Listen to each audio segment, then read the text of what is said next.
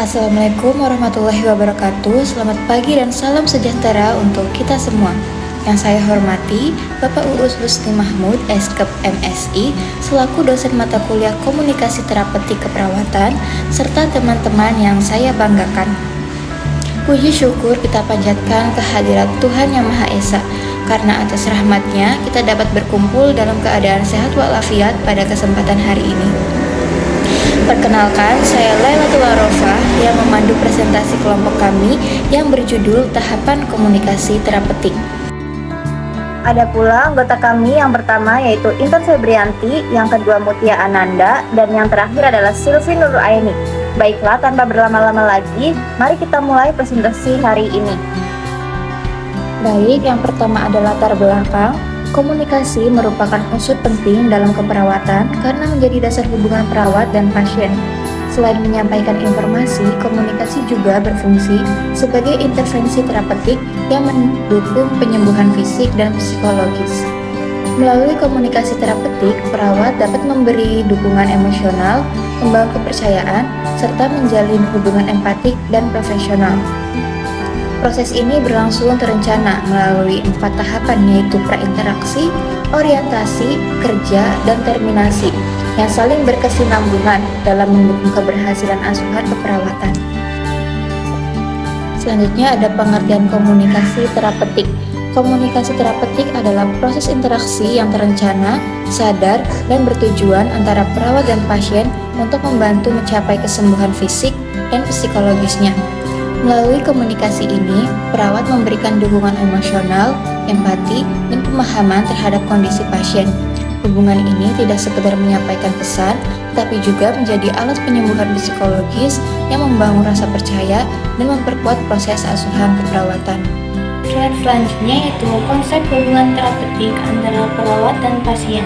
Hubungan terapeutik merupakan hubungan profesional dan empatik antara perawat dan pasien yang bertujuan membantu proses penyembuhan secara menyeluruh, baik fisik, psikologis, dan emosional. Hubungan ini dibangun atas dasar kepercayaan, empati, kejujuran, kehangatan, sehingga pasien merasa aman dan dihargai dan mau diajak bekerja sama. Selanjutnya ada peran perawat dalam hubungan terapeutik.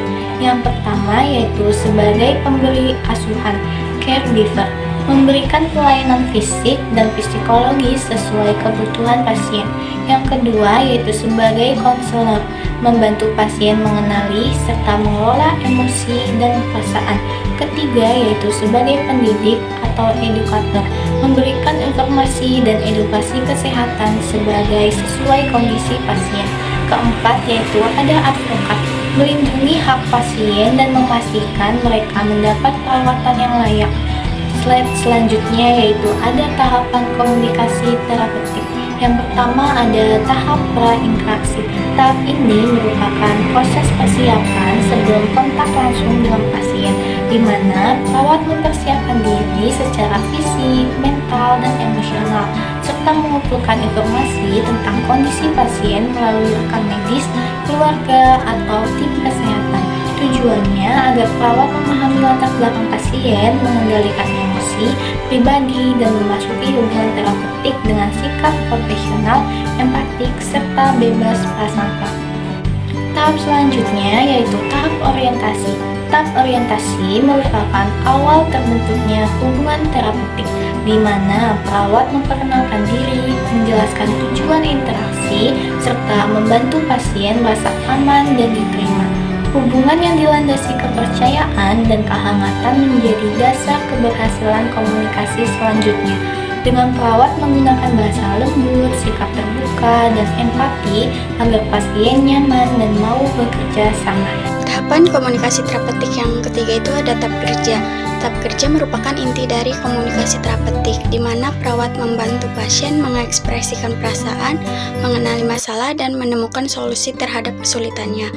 Perawat menggunakan berbagai teknik komunikasi terapeutik seperti mendengarkan aktif, refleksi, klarifikasi, dan empati untuk memahami keadaan emosional pasien. Tahapan komunikasi terapeutik yang terakhir itu ada tahap terminasi. Tahap terminasi adalah penutupan hubungan terapeutik antara perawat dan pasien secara profesional dan positif. Pada tahap ini dilakukan evaluasi terhadap hasil komunikasi dan pencapaian tujuan perawatan. Perawat memberikan apresiasi, motivasi, dan dorongan agar pasien mampu melanjutkan kehidupannya secara mandiri setelah perawatan berakhir. Tapi ini penting untuk menegaskan batas profesional dan memastikan pasien tetap merasa dihargai serta siap menghadapi lingkungan luar rumah sakit. Selanjutnya ada contoh penerapan di rumah sakit. Penerapan komunikasi terapeutik di Rumah Sakit Jiwa Nalmata dilakukan secara terencana dengan pendekatan empatik dan sabar. Melalui tahapan prainteraksi, orientasi, kerja, dan terminasi, perawat membantu pasien gangguan jiwa mengekspresikan emosi, memahami diri, serta membangun rasa aman dan kepercayaan. Di RSUD Prof. Dr. Johannes Kupang, komunikasi terapeutik diterapkan untuk meningkatkan kenyamanan dan kepuasan pasien melalui hubungan terbuka, dukungan emosional, dan edukasi kesehatan. Penerapan yang konsisten memperkuat hubungan perawat-pasien dan meningkatkan efektivitas asuhan keperawatan. Selanjutnya itu ada hambatan dalam komunikasi terapeutik, yaitu hambatan dari pihak perawat. Yang pertama itu ada kurang empati. Perawat tidak mampu menempatkan diri pada posisi pasien, sehingga responnya terasa dingin atau tidak peduli. Yang kedua itu sikap menghakimi atau judgmental, memberi penilaian negatif terhadap perasaan atau perilaku pasien. Yang ketiga ada kurang keterampilan komunikasi, tidak mampu menggunakan bahasa tubuh, kontak mata, atau pertanyaan terapeutik dengan benar.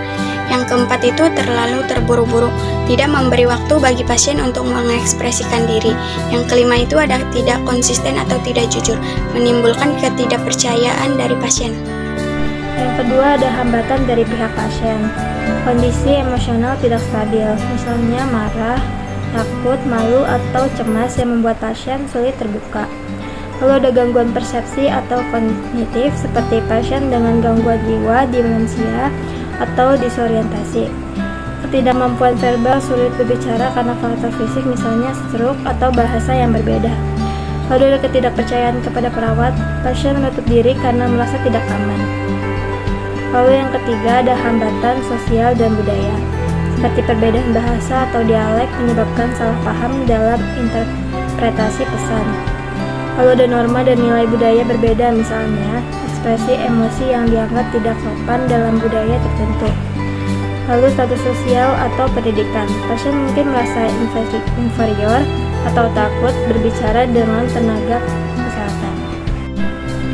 Selanjutnya ada implikasi dalam asuhan keperawatan. Yang pertama, meningkatkan efektivitas komunikasi dan intervensi keperawatan, karena perawat memahami kebutuhan pasien secara menyeluruh. Yang kedua, membangun hubungan saling percaya antara perawat dan pasien, yang menjadi dasar keberhasilan proses penyembuhan. Lalu yang ketiga adalah memperkuat profesionalisme dan empati perawat, sehingga pelayanan lebih manusiawi dan berfokus pada pasien. Yang keempat, meningkatkan kepuasan dan kenyamanan pasien, karena mereka merasa didengarkan, dihargai, dan didukung selama perawatan. Lalu yang kelima, mendorong pelaksanaan pelayanan keperawatan holistik, mencakup aspek fisik, emosional, sosial, dan spiritual pasien. Yang keenam, mewujudkan patient-centered care, di mana pasien menjadi pusat perhatian dalam setiap tindakan keperawatan. Baik, kesimpulannya adalah komunikasi terapeutik merupakan inti dari hubungan antara perawat dan pasien dalam proses asuhan keperawatan. Melalui komunikasi yang terencana dan empati, perawat tidak hanya menyampaikan informasi, tetapi juga memberikan dukungan emosional dan membantu pasien mencapai kesejahteraan fisik dan psikologisnya.